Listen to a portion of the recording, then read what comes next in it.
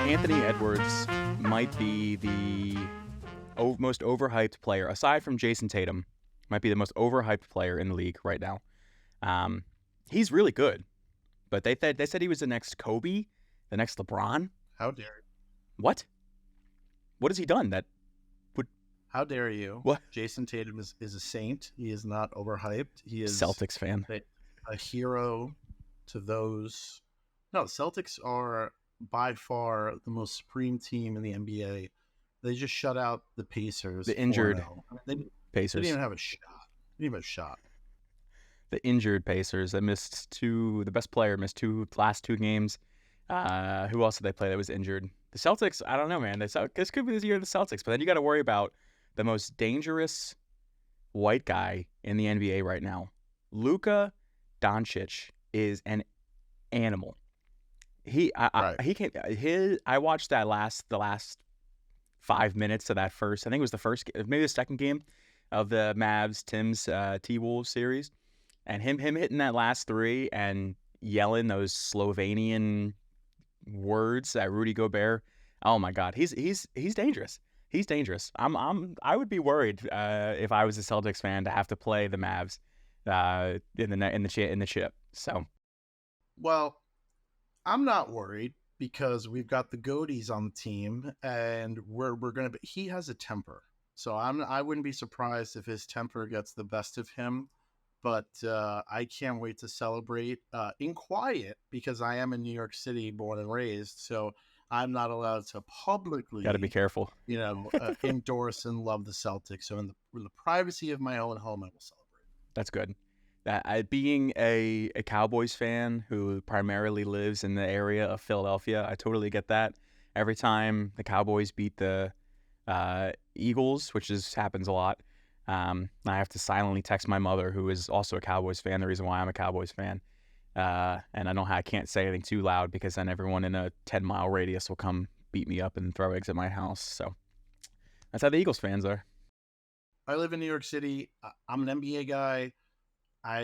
My son loves hockey and football, and I just can't get behind it. I don't know why. It's fun to watch, but I can't tangibly, philosophically understand a lot of it. Yeah. Partly because I have addiction to sneakers. So I'm always with basketball. I'm like, oh, what is he wearing? Yeah. I don't care about cleats. Cleats, yeah, you can't. It's different. Skates and cleats. I mean, it's nothing to me. Yeah. Well, let us know in the comments of this YouTube video who your pick is for the winner of the NBA championships this year. And speaking of picking things, I'm joined today by John Aspinall to talk about PickFu, a super awesome A/B testing software. And I might be butchering that, but that's why I have John here today to tell me more about what it is, what it does. John, thanks for coming on the show today. Well, thanks for having me, man. I love chatting with anyone and everyone about Amazon, e-com, PickFu, A/B testing, because there's the old adage that's, in sales, ABC, always be closing. I've coined a new one. It's going to be on some T-shirts and some other collateral out there soon. You'll see it. It's ABT, always be testing, because if you're not testing, then you're just guessing. Yeah, that could be on the back of the shirt. If you're not guessing, you're testing, or if you're not testing, you're guessing. Listen, you send me one of those, I'll wear that on the podcast. I will. That sounds like a fun shirt, and I clearly agree with you. I'm a big proprietor, big user of the A/B test on Amazon, and I know PickFu does a little something similar, but I have no doubt that it's maybe a little bit of an upgrade from what you could do on Amazon. So imagine I'm an investor. Give me an elevator pitch on what is PickFu, what does it do, and how can really a seller utilize it. Oh, you're gonna role play an investor? Okay. PickFu Sharks. Cures cancer. Yeah. Give me your money. No. So PickFu is a consumer insight tool. So most folks that have used PickFu before know it as, or continually using it, they know it as A/B testing their main image. But it's so much more than that. So you're able to, before launch, during launch, post life cycle of a product, you always want to be testing, right? So testing before to ensure that the product is valid for the market, test during launch to make sure you're doing a proper launch, test while it's live on Amazon and throughout the life cycle to make sure that your competitor's not getting a one up on you. And then testing post. So, understanding the life cycle of a product, and on Amazon, you have to always be testing to ensure that you're not getting one up. And it doesn't land on just the main hero image. I know I talk a lot about main image optimization, CTR. It all starts with the click. Another phrase I've coined, by the way. But it does always start with the click. But with PickFu, you're able to test your image versus competition, your image stack versus competitors, your image stack against yourself, your A plus content. The rave right now is premium A plus. Oh, it's so much better than standard A plus. You're going to hear it first where these agencies out there, sorry guys, and everyone else at the creative agencies only are pushing premium A plus. Well, premium A plus is great for certain products. If I'm buying a $7 ice cream scoop on Amazon, odds are I'm not going below the fold. And if I do go below the fold to the A plus, what can you show me in the video for a $7 or $8 ice cream scoop that I probably don't already know about it? Now, if it's something that's a $300 amp for my car that I'm about to install for a sound system, maybe I want to look around a little, poke around, see how the installation goes. It's a higher price point, right? But testing that with PickFu is important because you can upload a PDP or your A plus content or your assets and do a click test for a heat map and see where your consumers, where your shoppers, where your ICP is resonating. So on this page, where would you click? And I've often found that most folks will go right to the pertinent information and less likely to click play on a video. Wow, so you can see actually where they're clicking, like whether it be, like you said, the video, or if the first thing they do for whatever reason, they go down right to the A plus. So we're not getting an actual video of it, but if you do a specific test within PickFu called the click test, you can upload whatever asset that you have and you can see where they're clicking. So click how many clicks you want to see. So give me your first 3 clicks. Give me your first 2 clicks of where you would go on the journey of this page. And then afterwards, you're able to see on a heat map of exactly where your avatar is going. And, we have over 90 plus traits you can drill down to. So if I was selling men's supplements for guys over 50 that are a pricier product than the norm out there, well, I could target specifically men, specifically people over the age of 50 or even between 50 and 70, down to a certain income, what they do for a living, how is their fitness level, are they active, are they smokers, non-smokers, do they have a pet, is their left shoe put on before their right shoe? I'm just kidding. That's not a trait that we check. But there's 90 plus of them that we drill down. And one of the most important ones is, are they a Prime member or not? Because often we have a random audience where it's okay to test and see that as a higher level. But when you do a targeted one, at the very minimum, you want to check Prime, especially if you're on Amazon and testing that. If you weren't on Amazon and you're just like a lot of other people testing, book covers for publishers, or we have people on our platform that are game developers that are testing game characters within games. So, wow.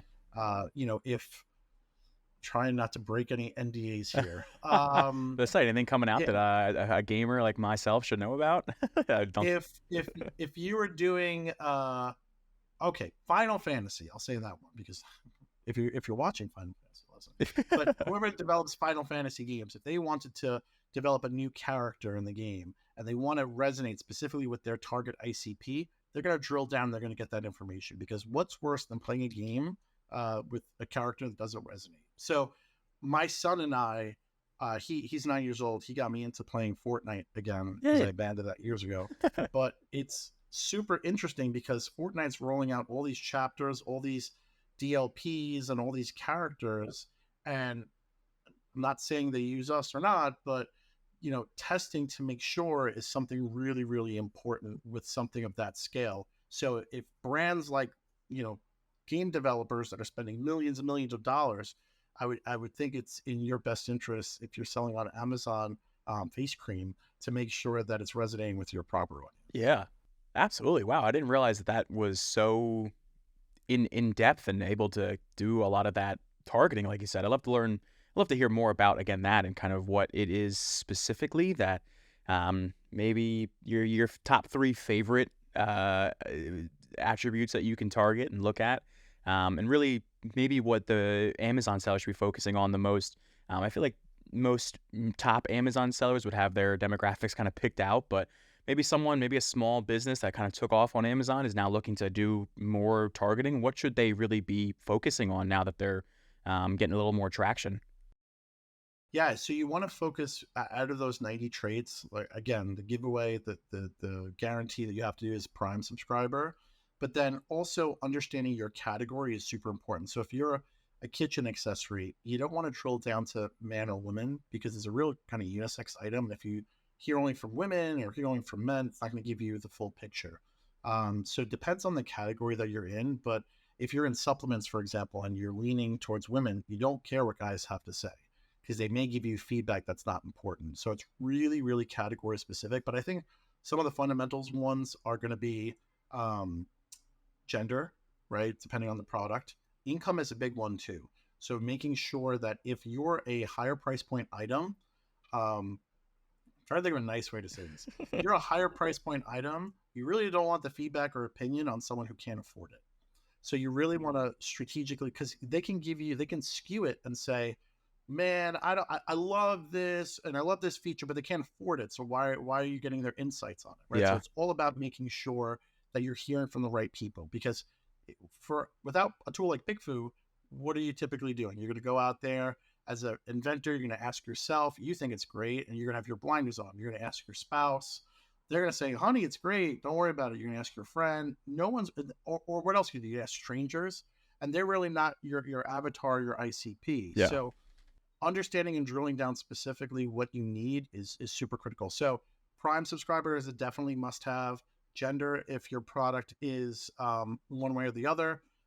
Income is a huge one as well. And then also for family products or kids, how many kids they have, right? So if you were launching something for babies, but it's for multiples, right? Or if you already have kids in the house, it's important to target parents that have 2 or 3 or 4 kids, right? Versus the parent that only has 1 kid, especially if your solution or your product is helping them live a better life with multiple kids. So it really, really goes granular with who you can kind of target.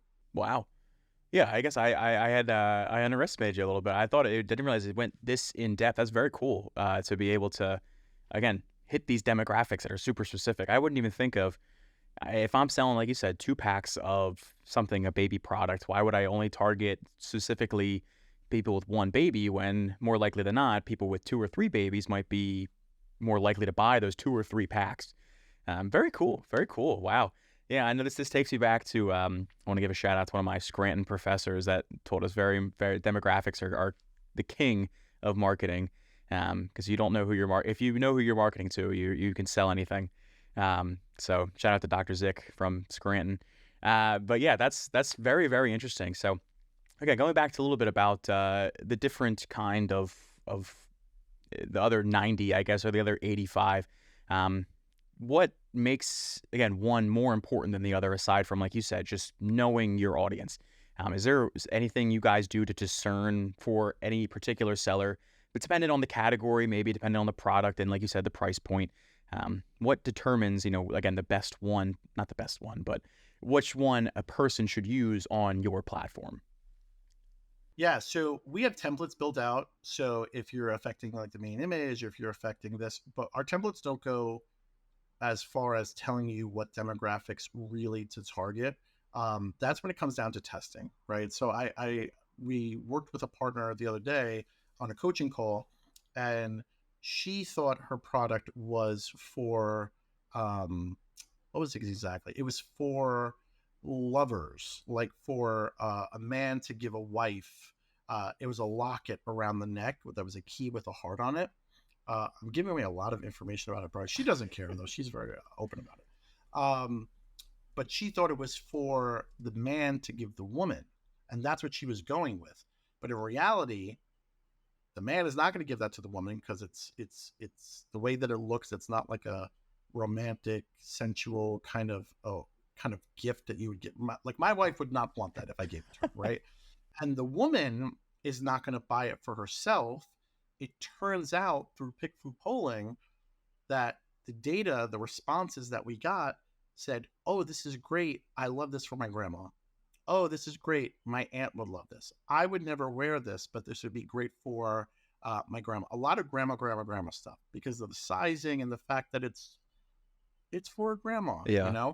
So she pivoted from that initial PickFu polling to a new avatar, right? So she wasn't going to target the lover gift on Valentine's Day and very sentimental, and went for kids to give grandma on Mother's Day or birthdays or holidays and stuff like that, and build out the avatar and the PDP and all the assets around that, and has had immense success from doing that because she didn't know her avatar. She thought she knew her avatar because she was a product creator, but the data told her otherwise. Wow. So you helped pivot her entire strategy. That's crazy, and it worked.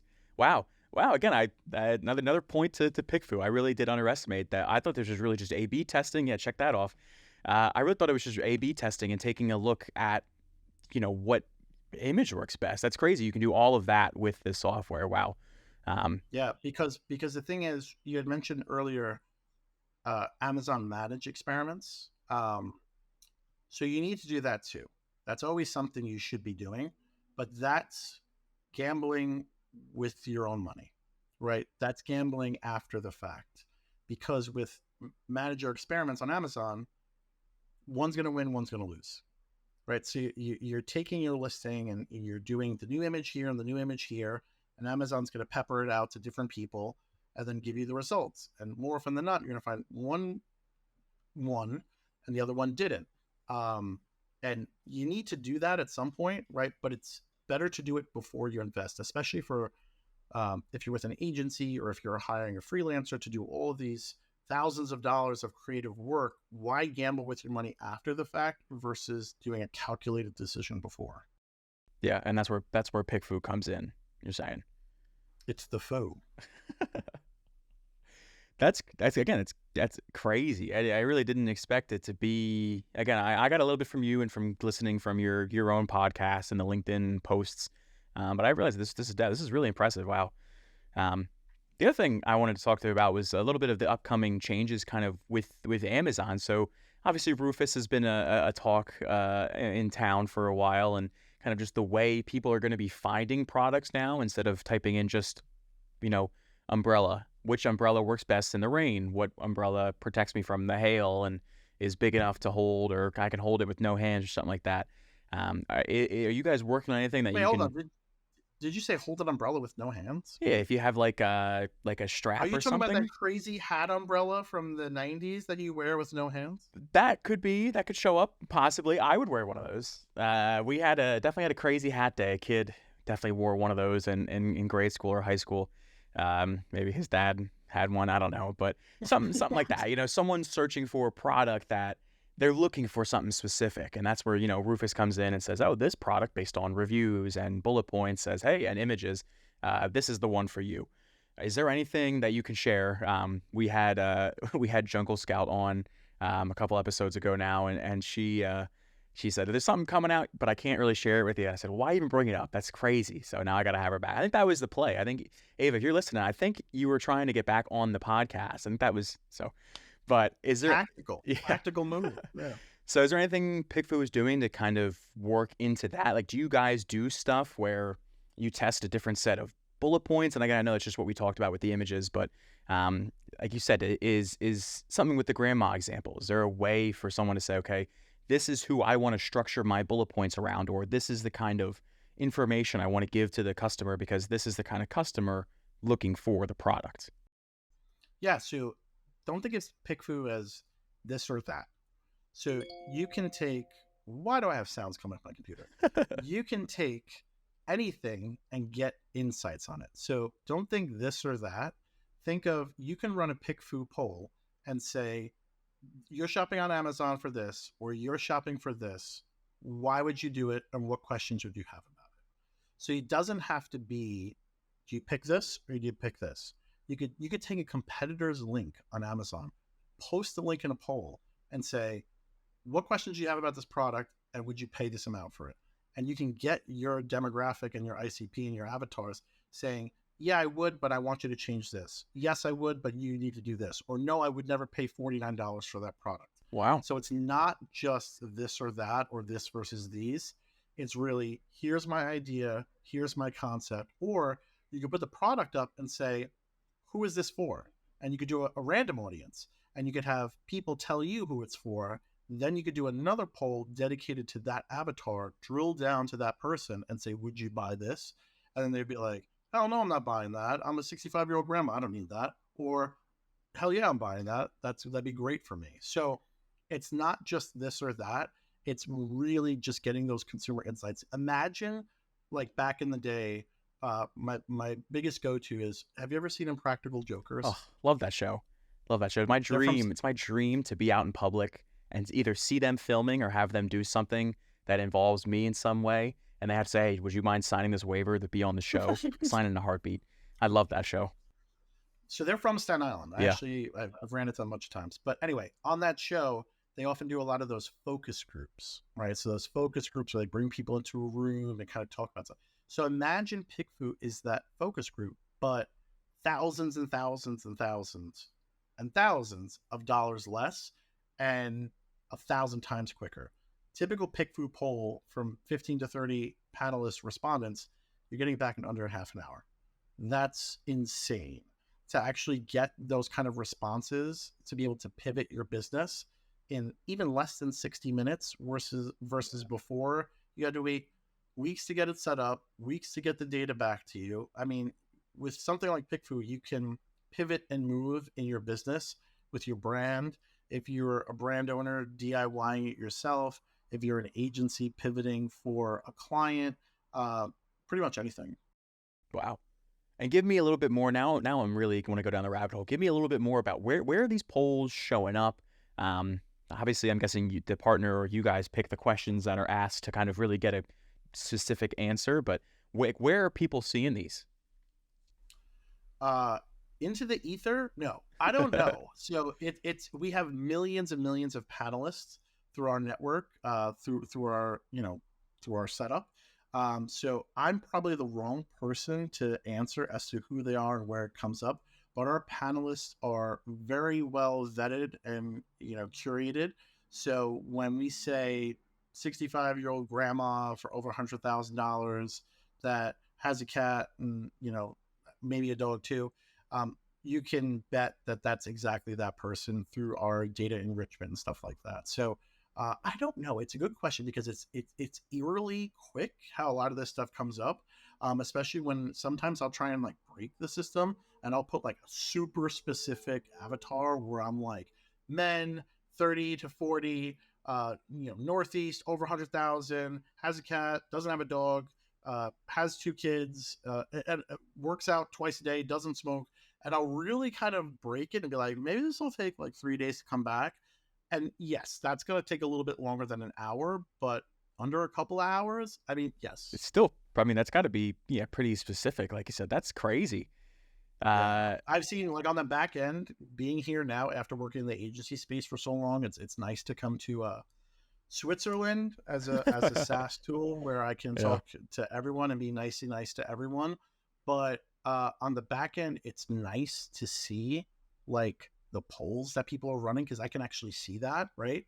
And just like whoa, these people use PickFu, like whoa, like obviously there's a lot of private and public stuff, but I'm super shocked at the amount of like logos and brands that actually use PickFu that it's mind-boggling to be honest. Wow. I believe it. Like I said, I am not surprised that this is I'm thinking when I said where are these polls show up, I was thinking every day and then I got like a YouTube poll when I'm watching either our videos or Elden Ring stuff, or the Phillies highlights because they're amazing. Well, I'm thinking every now and then I get a poll saying, "Oh, have you heard about this in the past couple of days?" And they have all my information already because when I made the account, they know my birthday and my name and stuff. So I don't think it's that. I think it's more curated panelists that actually get notifications to log into whatever it is to kind of go for that. yeah. So it's not those random YouTube polls. yeah, apps that kind of like ads that pop up on an app that you have to just hurry up and answer just Yeah, to pass through and keep on playing, these are whatever you're playing. actual. People actually want to answer these. These aren't just a kid trying to skip through to his next, Fortnite video or something. And the answers are really, really like, I'm blown away by the answers because you get the written results under it. And people actually care. Like they give their feedback and they'll tell you why, they'll tell you what you like about it. They're raw and unfiltered, and it's refreshing, especially from a brand standpoint. If you're like, this is the best thing since sliced bread, and it's not, they'll be the first ones to tell you that. Yeah. Wow. I mean, it sounds a little bit like the Vine program where you get like an unbiased, honest feedback on your product, but instead of having it be now public forever on Amazon space, it's something that you can use and utilize to say, even if, like you said, it's a bad review, it's not necessarily a bad thing. Because now you can say, like the necklace, now you can say, okay, I don't need to be targeting husbands to give this to their wives. I need to be targeting grandkids to give this to their grandmothers. So this is a little bit better that way. The thing with the Vine review, I'm only mentioning it because you brought it up. The Vine review. Have you ever seen a Vine review Oh firsthand? yeah. Yeah, I think that people that do Vine reviews think that they're Siskel and Ebert of Amazon products, that they're being paid outside of a free item because they go above and beyond. And if anyone's a Vine reviewer out there, you know what I'm talking about. You're just really like meticulously, like, for example, if it was here, my daughter gave me this thing, right? A little bear that says dad on it, Aw. right?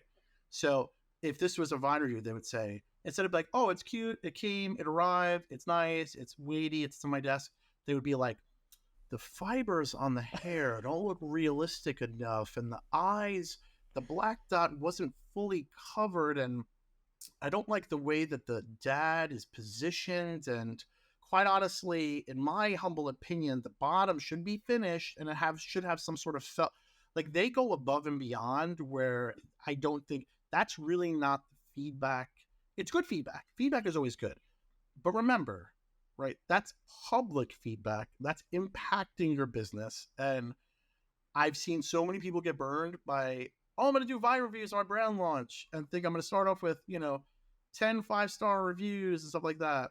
And Vine reviewers come in and slaughter them with, 3 stars because they think what they think. I'll put it Yeah. that way. I've seen it. I will say I have seen it work out for some people, but it's only when you have a really good product. So at the same time, again, unfortunately, it's public now. But if you get a bad Vine review, that should be a little bit of a red flag internally to say, okay, what's wrong with the product? How can I fix it? Unfortunately, though, at the cost of now you have a bad review on Amazon. When I I would first, I would challenge that, and I would say any review would cause you to go back and pivot and adjust, but don't put too much stock in a Vine review. That's all I'm gonna. That's a John Aspinall opinion. That is not a PickFu opinion by any means. But in my IMHO, in my humble opinion, or my honest opinion, Vine reviewers dig their nails in and really scrutinize products that are otherwise solid products that are just looking for a solid review, and not, like I said, the fibers in the hair of this bear are not accurate. This is a brown bear, but this is in the Northeast. There's no brown bears. There's only black bears. Yeah, they go. I've seen crazy Vine reviews. now I've seen some interesting ones too with pictures too. I love it when you get a good normal review with a picture. Vine reviewers do always usually include some sort of video or picture, which is nice too. But yeah, they do go very in depth, which I can respect to a degree. But you're right. Sometimes it's there's a phrase, I don't know if you use it. There's just being a little bit over the top. Um, Yeah, but we call that in New York City doing too much. yes, You're doing too too much. much. Yeah. Sometimes, again, that you said feedback is always a good thing. No news is bad news, I guess, to borrow a press journalism reference. But public wise, you always, of course, want the good stuff to be on the top. And if you see a Vine reviewer, if you only have 5 reviews and one of them is bad, that could maybe kind of mess you up your business. So you're hitting the ground and you're starting out slow. Yeah. Yeah, it affects your BSR. It affects how people see you. It affects your click-through rate. It affects, and Amazon has those, new features out now where if it gets returned, this item is frequently returned, like, ouch, like Amazon, come on. I know you're trying to give a good customer experience, but let people live. As a customer, I can respect that, because if a product is getting returned a lot, do I want to be buying it? Probably not. And I like the flip side of it where they say, hey, this product is 90% of the time it's kept by people. I've seen a couple of those on shopping wise and on our partners. But sometimes I think, does Amazon even like their sellers? Sometimes they do. I don't know. Maybe. I don't know if they do, but I would prefer if they said this item is frequently returned because XYZ. I don't think I've seen that. I could be wrong. But, frequently returned items happen to be, sorry if anyone's selling them out there, my number one culprit for this is anything with Bluetooth. Really? Anything with Bluetooth is going to get hit. I call them boomerang products because someone gets it, they don't know how to pair it, they get frustrated, they send it back. So if your product has Bluetooth in it, it would behoove you to make sure that in your PDP and your listing, you're explicitly clear on how to pair it, how to do this and that. You can't imagine people that create products now on Amazon and develop brands, they inherently stay away from that because of that reason. That's why you see the rise of the skincare, the supplements, all this other kind of stuff, because it's idiot proof, right? Like you skincare, you put it on your face. Okay. Supplement, you take it. Consumable, you eat it, But when it starts to get very technical, and especially if it's a low price point where you'll have high volume, oh my God, there's nothing worse than seeing a $9.99 Bluetooth speaker, right? Like, dude, that's coming back. Like it's you're gonna get someone that's gonna buy them. They're gonna open a bunch of them. It's gonna be grandma, 65-year-old avatar, buying it for putting it in her kitchen or something like that. Oh, I don't understand. I'll return. That's it. So that's probably on my top list of items not to source if you're looking to start on Amazon, next to like baby products and probably apparel. Such a hard category. It's funny enough with technology, my 71-year-old grandfather just got his first iPhone today, because he wants to pair his Bluetooth hearing aids to them to turn it down at, I'm sure, every family event. It's like these kids are yelling too loud about nothing, and they're talking. I've seen that now. They have the Apple has the easy mode. Yeah. Have you seen that? Yeah, I think that's what my cousin is helping him set it up, and she is part of. She's a millennial, so she's very technologically advanced. So she's definitely putting on all of the restrictions where things that you don't need to be going into the camera roll. Even you don't even need to be on FaceTime. You need to here's phone and here's your Bluetooth app. You don't even need iMessage. You just need to be able to call people. Because up until now, he's had a flip phone for probably, I would say, the majority of his life since they were invented. He's never had any kind of smartphone. He doesn't need it. So, yeah. But now he does for his hearing aids. I want to ask you a question. Yeah. You said millennial with a little twang to it. Are you a millennial as well yourself, sir? Or? So to age myself in front of all of our viewers here, I am actually only 24 years of age. Do not let the beard fool you. I am a Gen Z. What else do they call us? Gen Alpha, iGen. I am not a millennial. I have a lot of cousins in the millennial age range. Actually, my cousin is 20. I think she's 27, so I don't really know if that's a millennial. I think the millennial's more 30. So sorry. Sir, I'll have you know. I'll have you know that you're speaking with an elder millennial. So I am on the cusp of barely being a millennial. So I'm at 38. I'll be 41 this year. I wouldn't have guessed that. So it's the beard. The beard keeps us young and makes us look old. I've been shaving. John, I'll tell you this. This is a little nugget for our fans too. I have been shaving since I was in the 6th grade. I had to shave for my 6th grade dance, and the teacher said, "You cannot come if you have that beard." And it wasn't super, it wasn't this. but it was full enough to where they yelled at me. I have gotten yelled at, and I went to Catholic school, so of course we had the very strict guidelines. The nuns, I had one nun, shout out Sister Joan, who was always on my case, and my math teacher was always on my case, saying, "Mr. Sims, did you shave today?" And I wish I would have shaved yesterday, but it came back in, enough to where they would question me. It was enough of a 5 o'clock shadow to where they would say, "Do you need to go home and shave, or do you need to get written up and be in trouble?" And I say, "Okay." So I'll be honest with you. I'm getting a little offended right now. I feel like you're pushing your luscious thick beard on my Nonsense. patchy small beard, and I'm not really a fan of it. So Nonsense. I don't know. Like I can never. If my beard grows out long, it starts to look sketchy. Like it doesn't. It's not like Al Borland, like yours from Full House. Mine starts to look like Castaway. I like this. I like this nice, tight and clean is what I would call it. Yeah. Listen, I am very non-judgmental with all facial hair. Another nugget for you for again. I think I mentioned. Oh no! Wait, this. hold on. No. Hold on. Stop there. I am judgmental of facial hair. Anyone that's watching this, if you have in 2024 one of those mustaches that curl and you're not part of some sort of traveling carnival, you're getting judged by me for sure. John, do not watch some of our early episodes. You have a curly handlebar mustache? It doesn't curl. I fortunately couldn't get it to be like a Salvador Dali, but it did. I just had the mustache, so I didn't have the beard. And then I had it curled up a little bit. It was sort of like a handlebar, like a handlebar. I would not have taken this podcast. I would that I don't. The only people that can pull that off are people that are in traveling carnivals and or villains in movies. What's that? At the time, I was in the circus. Fair game. So I did the circus of, I guess, of unemployment.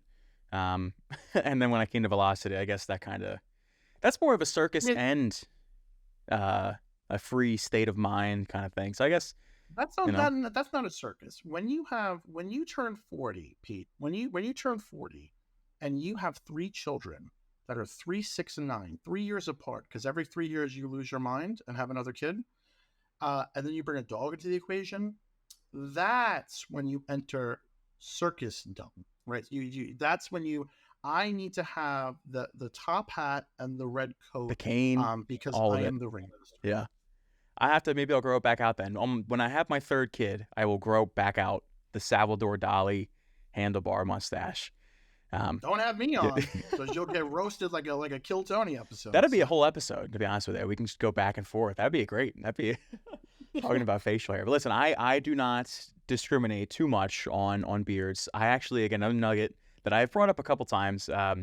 If you've watched our one of our episodes is with the 3 Muska beards, and it's with one of our logistics episodes is me, our logistics guy Brian, and then Eric, one of our directors of brand management, and we've all got the beards like this. Brian is unfortunately losing his in the summer because he lives in Louisiana and it gets hot. But I ran a club in college called the Bearded Men of Scranton, and anybody that had anything at all, even if you had a very thin, just like the 14-year-old puberty mustache, you were in the club. If you had any kind of facial hair, you were in the club. So I am not very judgmental with that. Shout out to all of my Bearded Men of Scranton, including our Bearded Men of Scranton women's chapter. That was a fun, no discrimination. I said to the gal, if you could grow a beard, would you? And they said, yeah, sure. And they were in the club. Simple as that. We had cords at graduation. We had a big bonfire. No, I didn't do that. I was tempted to, but the school told me that I would be in trouble if I gave out cords. When I hear Scranton, you know what I immediately think of? The Office. Dunder Mifflin. Yep. I mean, that's what it is. I was going to ask, did Michael Scott give your, address the graduation or anything like that? Because I'm not that far from Scranton, like it's driving distance to PA and stuff like that. Have I been? No. The only times I go to Pennsylvania is because my in-laws have a house in the Sticks, like in the Poconos area. Yeah. That's where everyone's got a house. We go up there with no internet, and my children, which is also known as the traveling circus. So it goes from circus to traveling circus. But a lot of snow. A lot of snow. I'm not a fan. I don't know if any of your kids are into trains. I was a big train kid. But there's an awesome Steamtown, like old timey train exhibit in Scranton that they call the Steamtown Mall. I actually went when I was a kid before I even obviously went to the university. It's a fun little area. It's a little gray, it's a little gray where there's enough rain and dark skies to where whenever there's a sunshine day, it's like, oh my God, wow, what is happening right now? But it's a cute little town. They're not into trains. They moreover, they need to be trained because they're like feral animals that just run around. They don't listen to me. Perhaps maybe they listen to you. Next time I'm on, I'll bring them on and you can kind of settle them up. Yeah, we can talk trains, dinosaurs, anything they're into right now. I don't know what the kids are into these days. Fortnite. I'll talk about Fortnite, about gaming. My kids are into Bluey, Fortnite.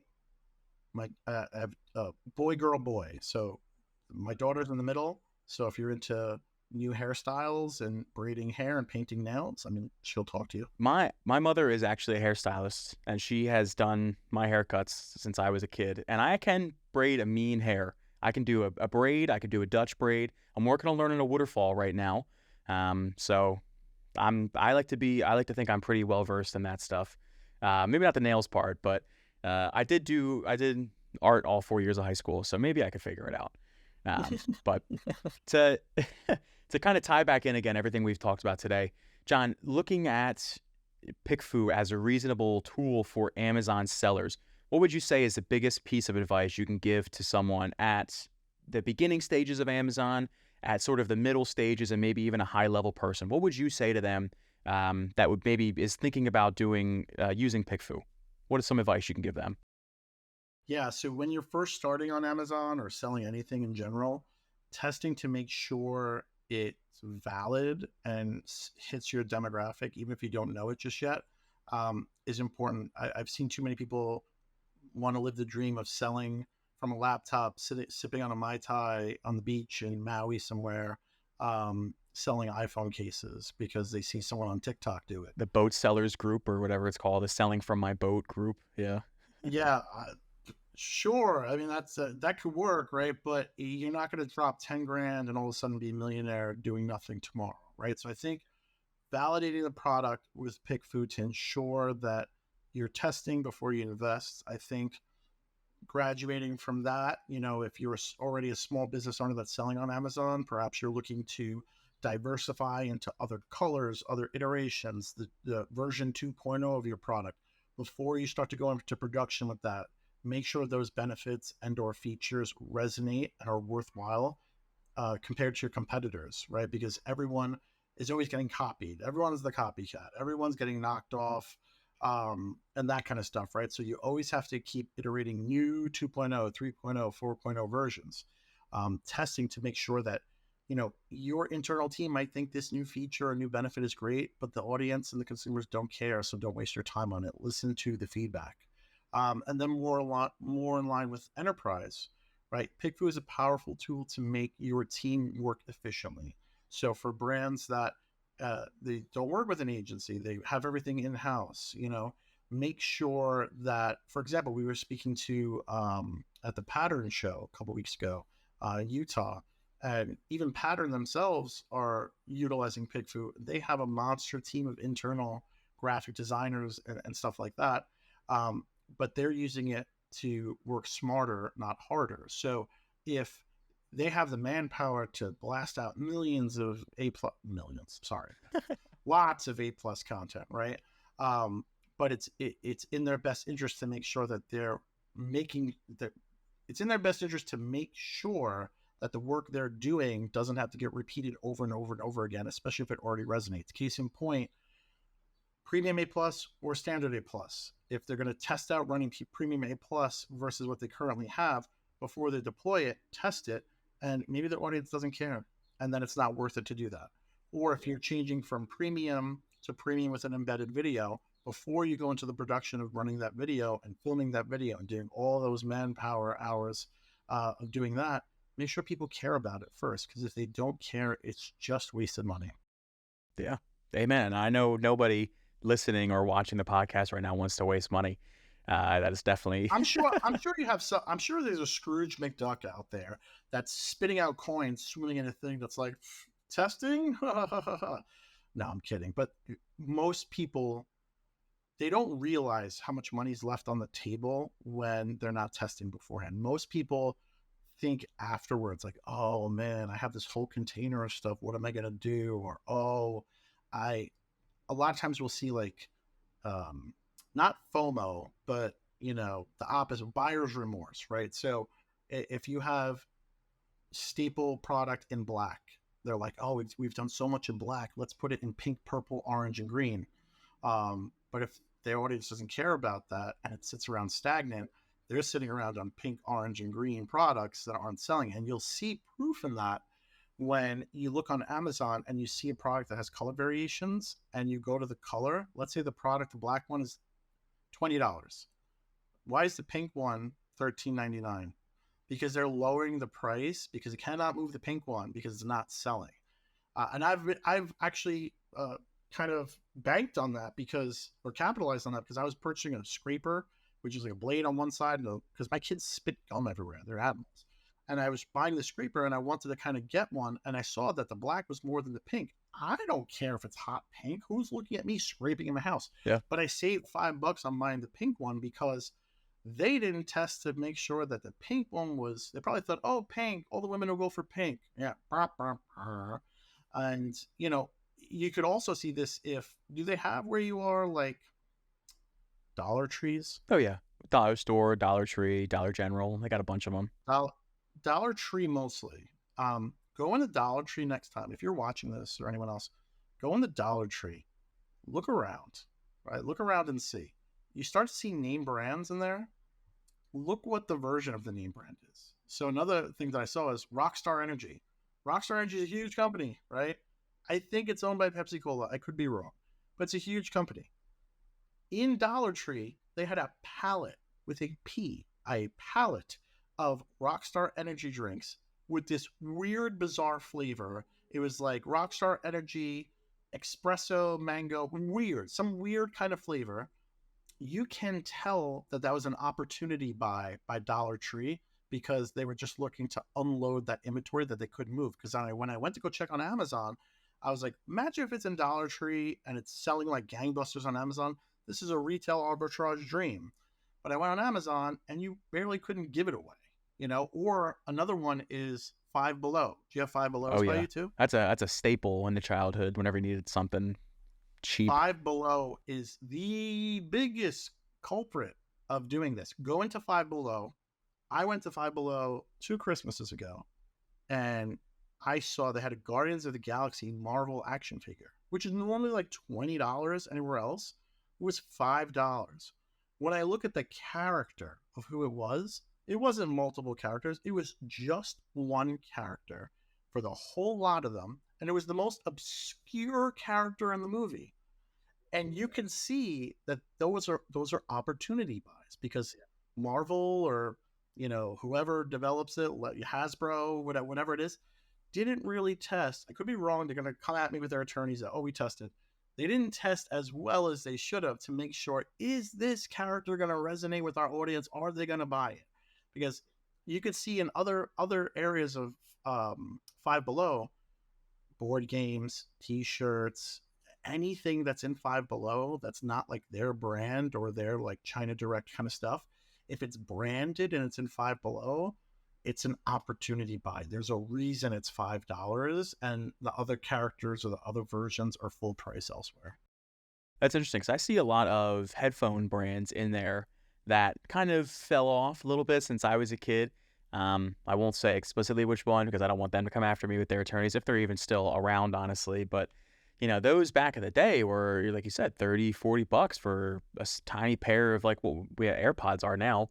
And now you get them at Five Below for $5, and it's interesting. So that if they had tested, hey, does this headphone still work in today's market? And I'm assuming people still do that with PickFu, or they also do that with PickFu, saying, hey, is my product still viable? Because every product has a life cycle, and you got to know when to phase it out. I mean, that's just the simple math of it. I think a lot of people today are thinking, I'm going to sell this same product for 20, 30 years. Well, you're not Coca-Cola and you're not these other long-term brands. Yeah.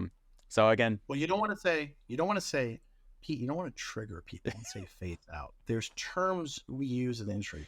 It's called sunsetting. You sunset the product. Sunset. When you say phase out, it looks like you're just being deployed into another realm of existence, right? Sunset is nice. It's a nice way of saying relaxing. Failed and we're not selling it. Yeah, I like that. I'm gonna start using that now. And you're right about triggering. You gotta choose your words here carefully today. It's 2024, man. You can't. You're gonna start to trigger people. I'm gonna start have people come on the podcast start disliking it. We definitely cannot have that. You got a lot of nerve saying phased out. My mom back in the 80s was phased. How dare you? Right? You really never know. I would not be surprised if somebody came and said that maybe on the YouTube or something. But still, you're right. I mean, you gotta know, is this still viable in the market? I don't think this headphone brand really did any of that. If they did, they, like you said, I'm not saying they didn't, but if they did, they didn't really do it well enough, because why are there boxes and boxes and boxes? There's always boxes of this stuff in Five Below. I mean, how much of this stuff did you make to sell it at a loss, or, hopefully maybe even break even, but probably not. Same thing with Rockstar. It's definitely a loss. Yeah. It's definitely a loss. Especially for Dollar Tree. Yeah. Yeah. I encourage you, like I said, anyone else watching, visit Five Below and go and look at a product that's brand name.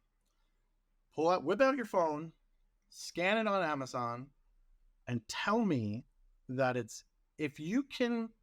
The reason a lot of this comes up is because a lot of people with retail arbitrage find these things, and no retail arbitrage person goes to Five Below, because you scan anything in there and it's already on its way out the door on Amazon as it is. So there's really no opportunity for it.